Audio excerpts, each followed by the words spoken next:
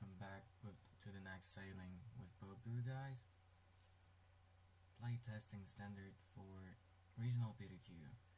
My friend on the left wanted to try different decks and see how it goes. So he would be playing green-white devotions with a small touch of red, and I would be testing his old deck of choice, Jeskai Tokens.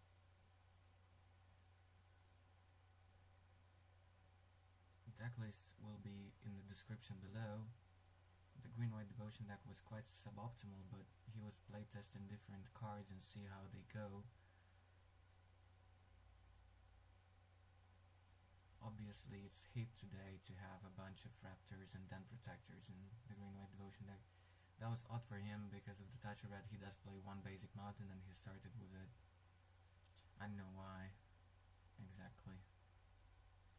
So just a couple of lands from me and no action whatsoever. Sylvan Carroted from him on turn 2 after a fetched forest. I fetch as well end the turn. I believe I had a monastery in Strand which became an island. Now turn 2 play on my side. Plains and just a rebel master from me, bumping into Caryatid.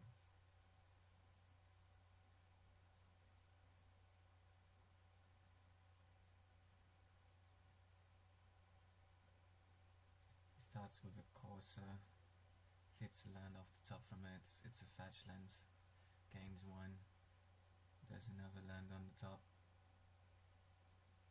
another fetch, just passes the turn. The only thing he could play there was Elvish Mystic, and there's only 4 of them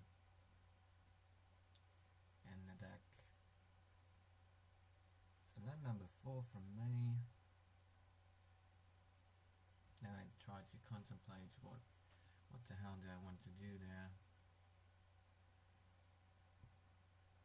Just get another token at the beginning of combat and use it to convoke Stoke to Flames and kill his Corsair of Crewfix. In response he fetches, gets a Plains.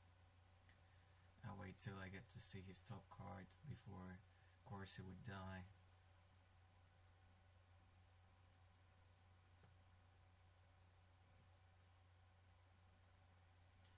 That was just a green-white temple on top. So I attack with the Rebel Master, which gets bumped into the Caryatid again. Because I used the tokens for convoking the Stoke to Flames, so Rebel Master was just a 2-2 there. There's no reason not to attack with it, because green-white devotion deck doesn't really have any haste creatures.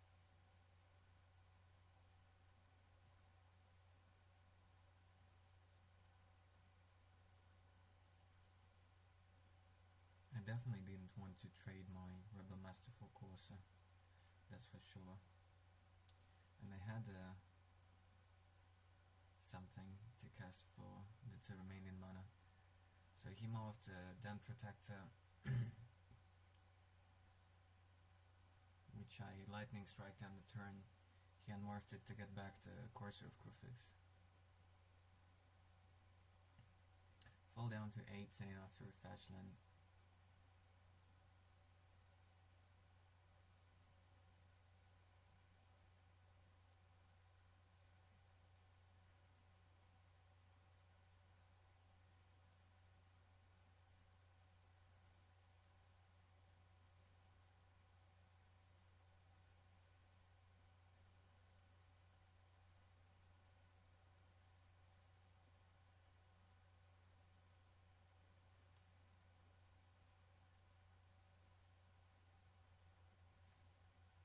Get a token attack with the team.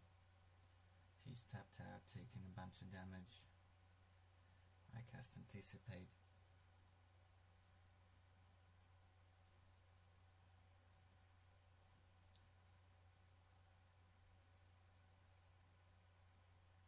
days later after we recorded, I just took an Abzan aggro to a PPTQ meta top 8 in the Swiss crushing also Jeskai Tokens deck, but that one was playing Monastery Mentors over Rebel Masters and Gods Willings and a couple of negates in the main deck. So that's another direction to take with the deck. Of course, there is also the deck that top 8'd GP Krakow not so long time ago. That's another direction to take the deck. I'm not sure if I like Ojota Exemplars in that list, and one Mantis Rider in that deck seems kinda odd, but I don't know. Should test that list to see for myself whether the numbers and choices are fine. So after bashing for bunch, I just, after anticipate, cast Ascendancy, hoping for a big turn. He went to play Courser and the Mastery of the Unseen.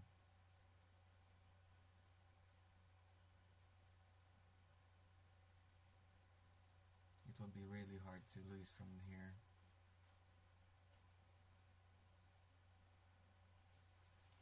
Meanwhile, my cat is playing with those weird bubbly things people put into the cardboard boxes while packing some fragile stuff. So I was just able to change some spells and it was enough to seal this game. No big monsters from him, even though I had a pretty slow draw, but his draw was even slower. And I did hit some burn spells to kill his Courser and then kill the Den Protector. And he didn't get to get Master of the Unseen going, really, which would have gained him a bunch of life and allow him to stay in the game. So if I wouldn't have a Master of the Unseen there, probably he would be still in this game. But as it played out, there was very little he could do with the draws he hit. So I mulliganed down to 6. I think I saw just a 1 lander in my starting 7. That's not the place where I want it to be with that deck against a deck with decent pressure.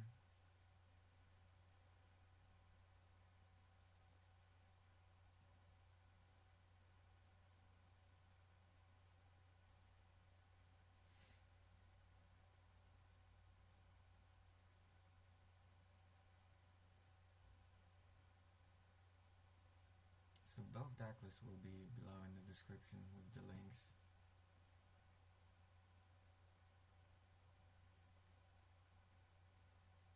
He starts with a Temple's Christ to the bottom, I believe. They also go with a Temple. Okay, but on top.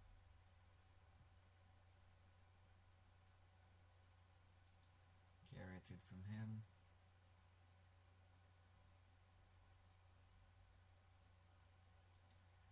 Island for me and just a pass. Again a Courser. It's a land. It's a fetch. There's another land on top, so he immediately fetches it away. Apparently with enough lands in hand. It's again a land on top, and then casts a Warden of the Tree. No. Which I immediately Wild Slash. Yeah, because that was just an experimental devotion build, so it has some odd cards like Warden, which is not the worst card in this deck. I mean, you have a lot of mana acceleration and Nexus for really big boosts, so you can actually relatively quickly get it online and make your own Baneslayer Angel. Dramarcus Command on top of his deck. Land's a land, it's a fetch. Land's lands 2 Master of the Unseen in a row, attacks with the Courser, and the turn I just put a couple of soldiers with my Raise the Alarm.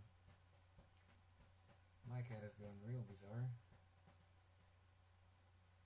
Scratching every surface around.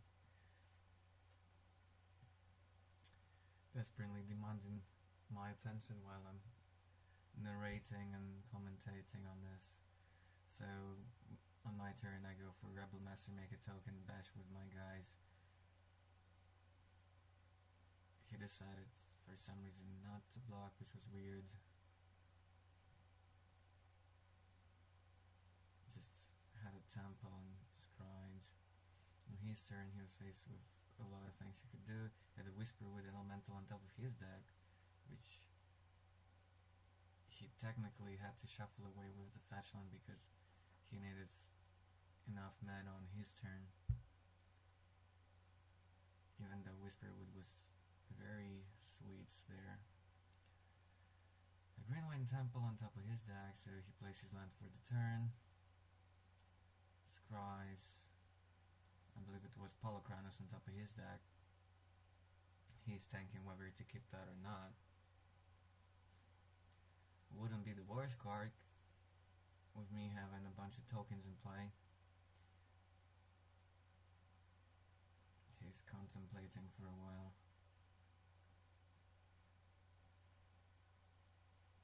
I didn't quite know his hand, so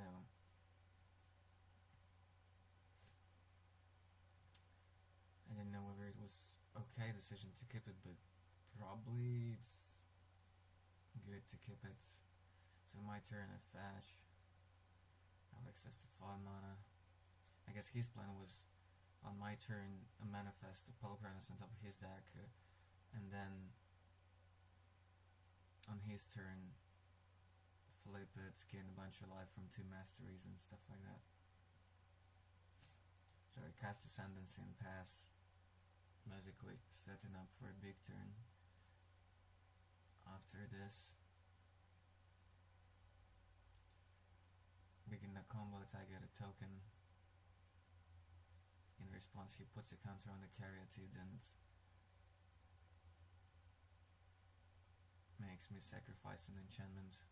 And I knew about that he had the command in hand. I don't know what I was thinking, because it would get me anyway, or it's like a Rebel Master from me or something like that. So in response to me sacrificing Ascendancy, play the Lightning Strike to loot and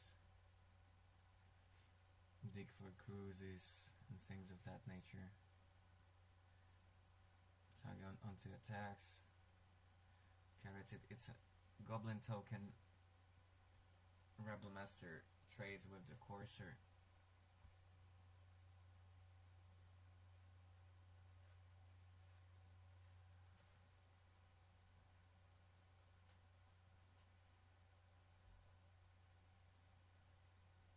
So pass on the turn. He has a huge amount of options here. And I know he has a Polocranus in his hand. He scries with another temple, keeps it on top. I'm not feeling great about this game anymore.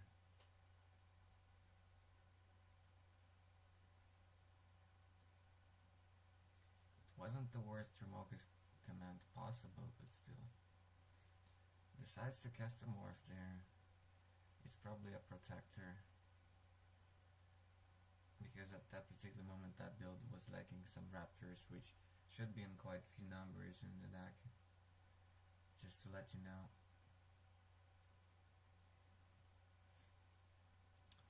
A bit of a spoiler for you, it's kind of a stock Green-White Devotion list with a tiny splash of red. I think there was one attack at that particular moment in the main deck, but the red splash was mainly for Sideworks, Enagos, the Planeswalker, and a couple of Raptures. That was a 3 mana Pyroclasm to help against hyper red decks. And because of red-green fetches, the splash is not so horrible. Plus the Caryatid helps.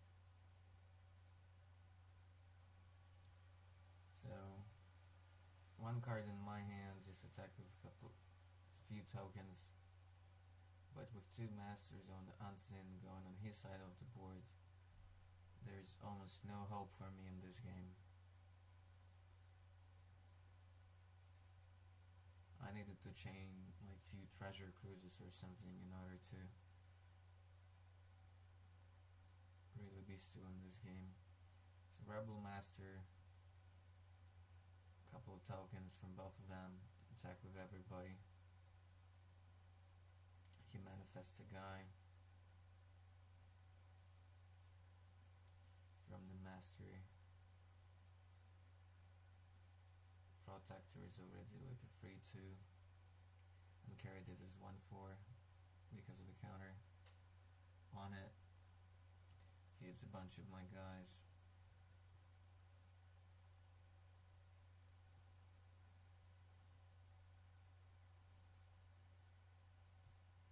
That manifest was essentially nothing. I think it was just another mastery of the unseen. Then he plays a courser, and yeah, with double mastery, there was way too much life gain for me to overcome. So on to game 3 here.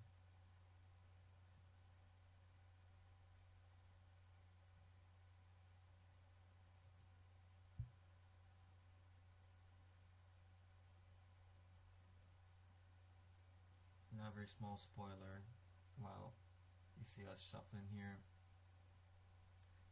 Friend of mine on the left, of course, slammed more than Protectors and Raptors into his deck for the weekend, with game days and PPTQs and stuff like that. So opted not to play PPTQ, decided to have just a bit more fun and testing with the deck.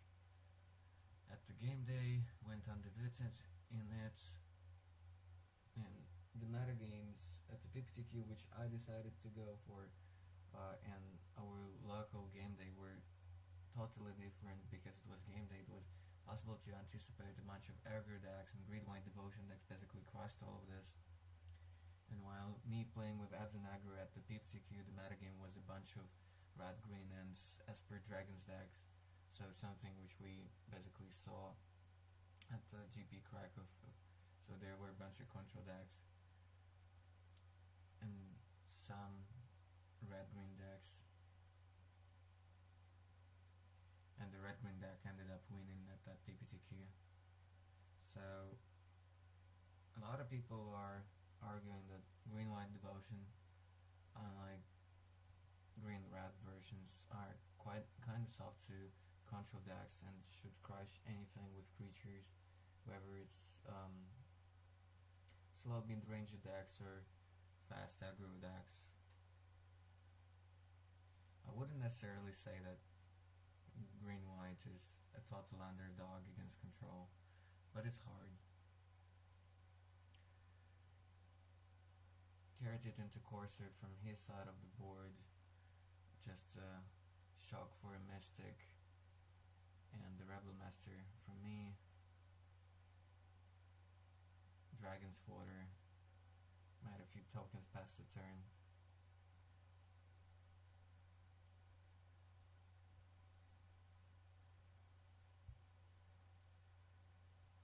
Dramoko's command on top of his deck. Mystic and the Carotid full up. I'm shocking away a Mystic.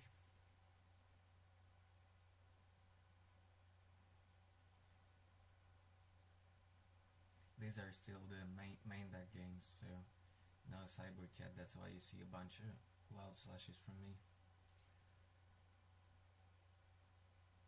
Even though his deck does contain Satyrs and Mystics, it's still not insanely awesome to keep all of the wild slashes in the deck.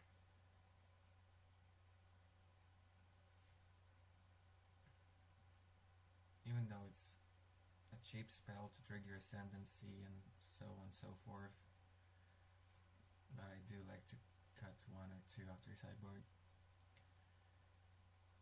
He's streaming with lands from the Courser. He he forgets to reveal here, or kind of focused a bit.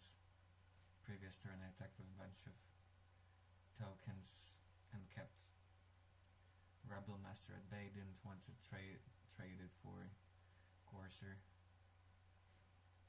at that particular moment. So Temple for him on the top. Cast the Void Insator.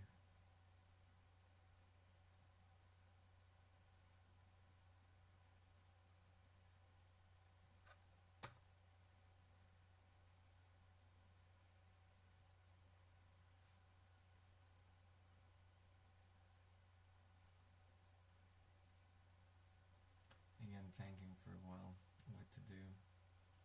Decided to pass the turn.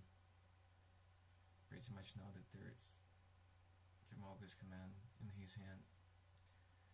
Cast end the turn, anticipate to dig for some action or some way to get through his guys.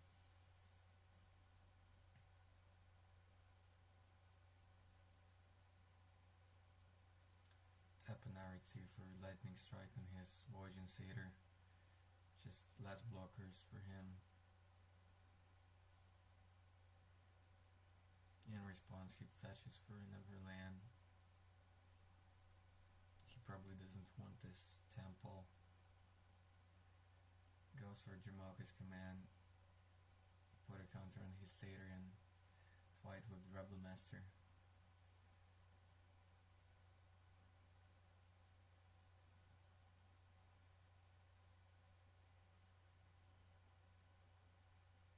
I know, it was prevented damage and what was it? Courser fights the Rebel Master, yes. So those were the modes. My main phase, anticipate, trying to maybe to dig for Stoke to Flames and things like that. He's kinda low on gas and pretty much drawing a land next turn. Fetchlands. So Cruise or Stoke to Flames would have been awesome here. Go for a Well Slash on the Satyr. I have 5 goblins in play. He would hit just one of them with a Courser. I'm not attacking, I'm just stoking the Courser. I think that's the better play there. So he draws his Fascinant, immediately sacrifices it just to clean up the deck, and then he has a bunch of mana, casts Genesis Hydra for 5.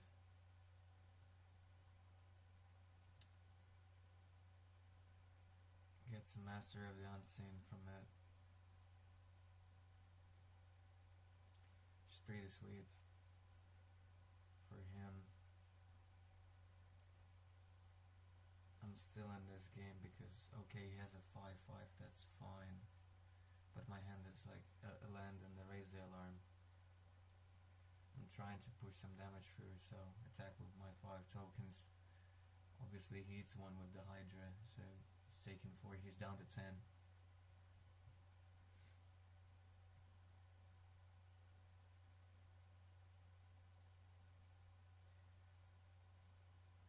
Manifests top deck from on his turn. And then cracks a Fetchland. Tapping for 2 mana, then another Master of the Unseen. I go for end of turn, Raise the Alarm. I have quite a few good top decks there. I desperately needed to treasure Cruise. Even a Stoke the Flames wouldn't have been so bad, or a Valorous Stance, or almost anything. Instead I just drew a Rebel Master, okay, meta token, bash with everybody. He blocks like 4 of my guys, hits 2 of them, taking just 3 damage here, falling down to 6. but with double Master of the Unseen in play, he would just so quickly buy into huge amount of life. That's what he did, and the turn he taps 2 Caryatids to unflip a Caryatid and gain a huge amount of life.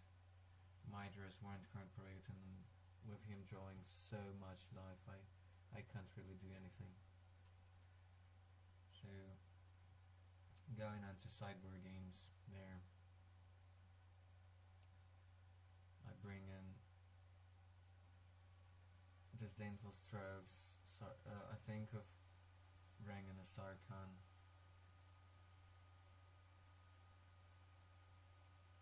He takes out the target because it's too slow, takes out Colossus. I want to bring a second Valorous Stance for sure, want to bring in Hostilities and Anger of the Gods, cutting his mana. Encase in Isis seems kinda fine at first, it's an option. Second Ojutai is decent. Erase is obviously good. Elspeth is amazing. Well, not amazing, but kinda sweet. I contemplate for a while whether I want to second Narset. Deathlist ran one main deck Narset and one main deck Ojutai, and one Ojutai Exemplars as well.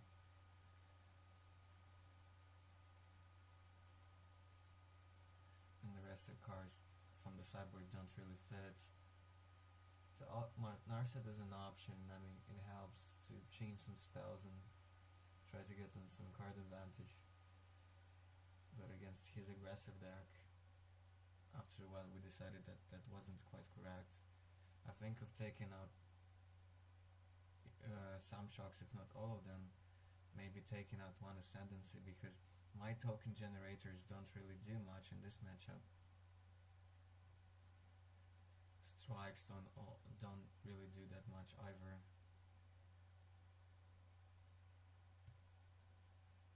Thought of taking out one Cruise at least, but his advice about the Cruise is that you only take some number of those only against decks like Monored, some really tempo-ish aggro decks.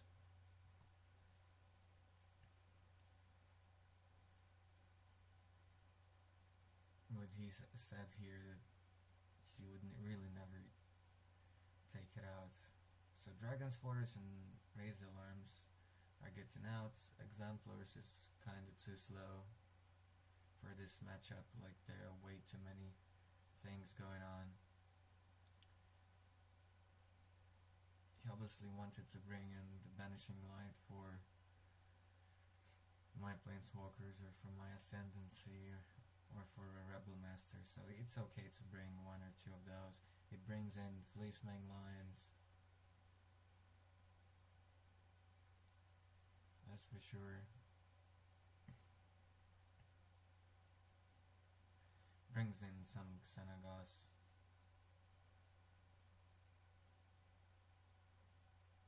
As they're really quite good at blocking me or providing some threat, which is really hard to deal with for me outside of counter spells.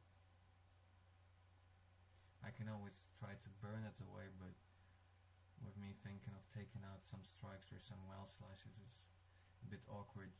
So he advised me not to take out the slashes, but take out the strikes, because in his view, it was super crucial to kill his mana dorks in order not to allow him to accelerate into big spells there.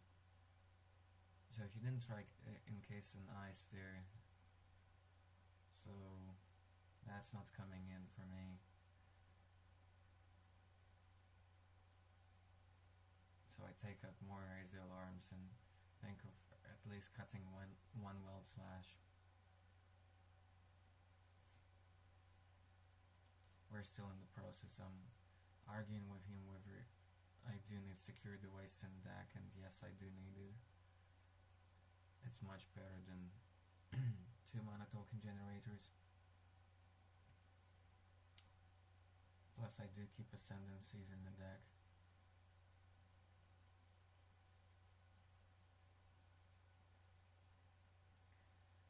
While he's sleeving his sideboard, we're still trying to figure out how should I side in this matchup.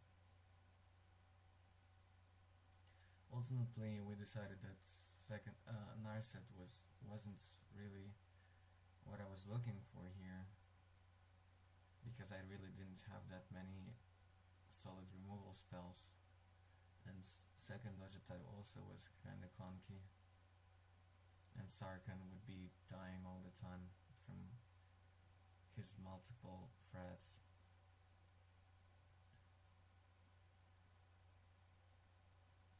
The rest seemed okay, so I actually cut only one Raise the Alarm there, but did decide to bring a second Narset. Although it's debatable whether I really need it. Maybe one is enough, but chaining and hostilities, I mean, with rebound ability, is a really solid plan to try to win in this matchup. Or chaining Anger of the Gods, which kills way more stuff in his deck thanks to Master of the Unseen and a bunch of mana dorks.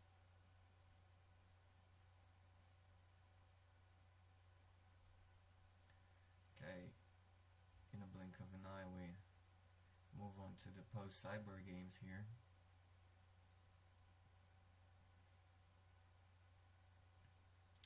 Shuffling, shuffling, cutting, cutting, kitty, cutting.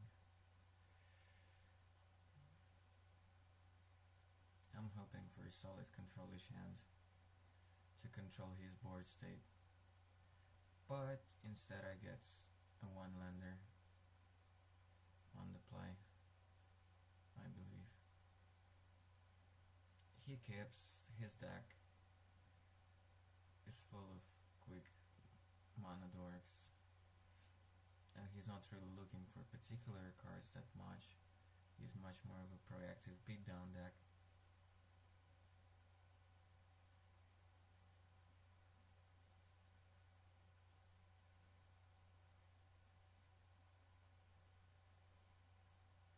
So falling down to 6 cards,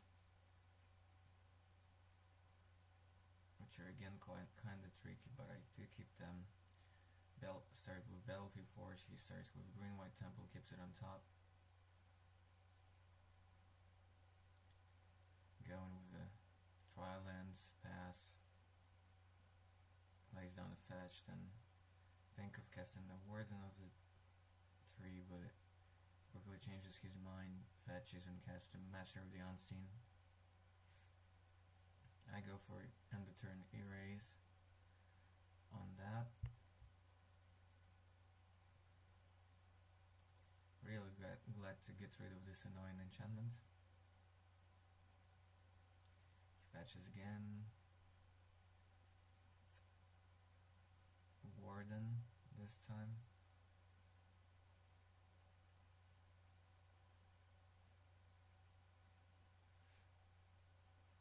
So he quickly changed his mind, like what land to fetch. So I decided to go for Plains there, because he had enough green. Plus Warden, it's a lot of white mana. So I played a Temple Scribe on,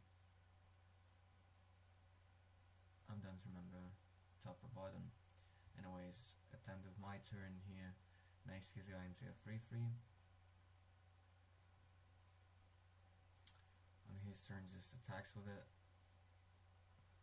I take it because I have a Disdainful Stroke in hand, because I was able to easily take some damage here, but I wanted to be able to counter Polychronos or something like that.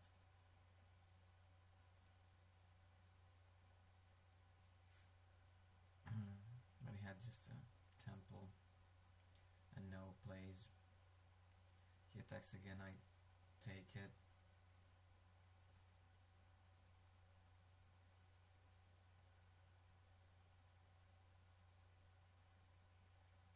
Because I think it was something like Stoke the Flames and Disdainful Stroke for me. Oh yeah, it was another Anger of the Gods or something, so... Then I get trapped by Dramoka's command preventing all the damage from the Anger. That was rather annoying.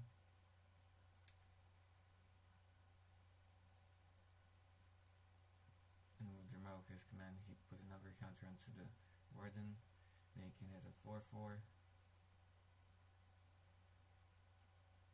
Putting me in a really tricky spot. This time around I decided to sort of not fall for it and didn't want to take 4. Valor stance onto it. Luckily he didn't have any plays, apparently missing his land number 5. So I wasn't really punished here. I'm a little bit flooded at this point. Courser from him. The camera freezes here for a while. Sorry for that. But yeah, this game wasn't really shaping up in a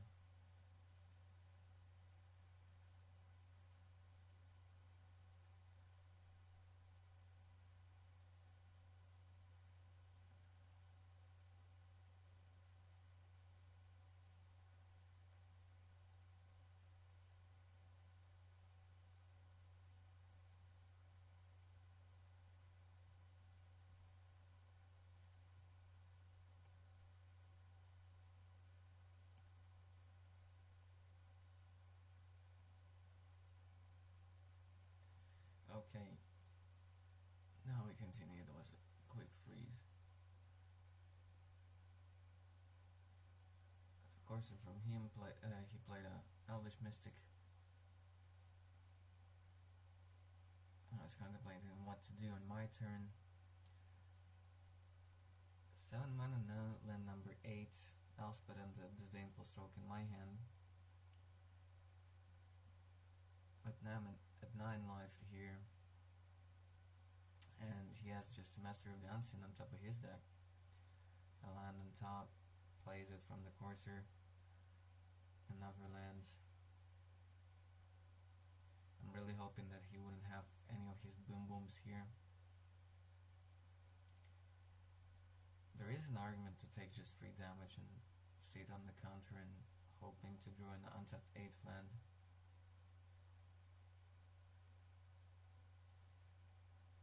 Anyways, his play was Banishing Light to get rid of my Elspeth and play Mastery, so Disdainful Stroke wouldn't really counter anything. Maybe it was correct to side in like 1 negate, because he would bring in some answers to my enchantments in the form of spells, and he does have Mastery and Dramoka's Command and things like that. So, and I still keep like Ascendancies in the deck, so 1 negate wouldn't be so bad, because at worst I could cycle it with Ascendancy and so forth. So, not really sure. Anyway, I wasn't able to just sit and wait here, so it was probably correct to cast Elspeth there. Oh, he attacked with a Courser. I just made 2 more guys with another Raise the Alarm. And then, because I didn't want to take more damage from Courser, I decided to just quadruple block the Courser. And of course he had another Dramoka's Command in his hand, which I'm not sure whether I've seen from his Courser or not. I believe I didn't.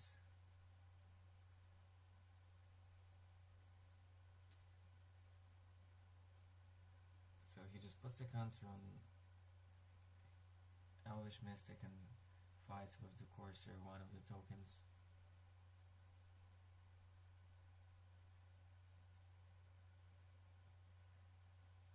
sure whether his Corsair still dies. I believe it does. But anyway, I wasn't really in that game anymore. Treasure cruises and Stoke to Flame sometimes really hide away from me. So now you can see me debating about whether to bring in Negate or not. I also think of bringing maybe one of Glare of Heresy. It deals with Banishing Light and deals with Master of the Unseen. So it's kind of okay-ish maybe to bring one, because I can always cycle it with Ascendancy if I really need to. After this kind of beatdown games, Exemplars appeared not to be that bad. Gaining some life was kind of crucial. The problem with this build of tokens is that outside of this lone Exemplars, the deck doesn't really have any life gain. It doesn't play Seeker of the Ways or Soulfire Grandmasters. So I think of maybe 3 Disdainful Strokes is a bit too much, because I always got tracked with some 3 or 2 mana spells.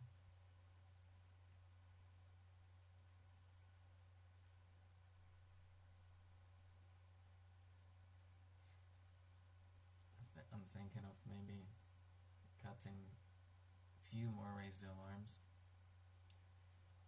Teammate, because he played Jeskai Tokens a lot, and actually get the invite for the regional PTQ with the deck a few months ago, back in January. So he advised me to keep at least 2 Disdainful Strokes in the deck.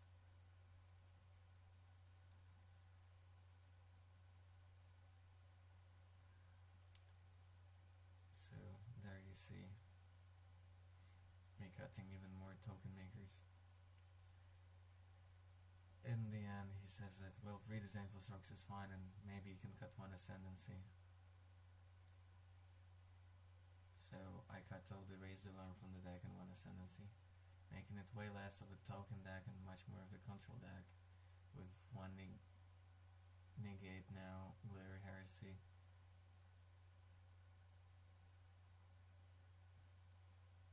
And putting Exemplars back into the deck.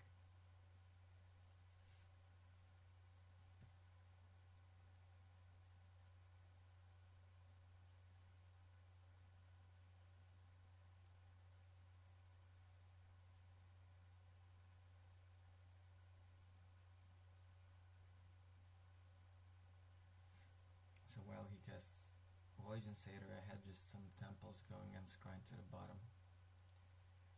Then the Corsair, of course there's a land on top. Elvish Mystic, of course he doesn't really want it. With enough mana already. Gets a Forest.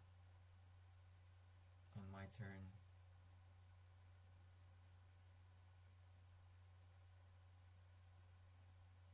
Oh, plays another Elvish Mystic. So now on my turn, cast another temple, keep it on top, while slashing away a Satyr. Dramoko's command on top of his deck. Really his MVP in this matchup.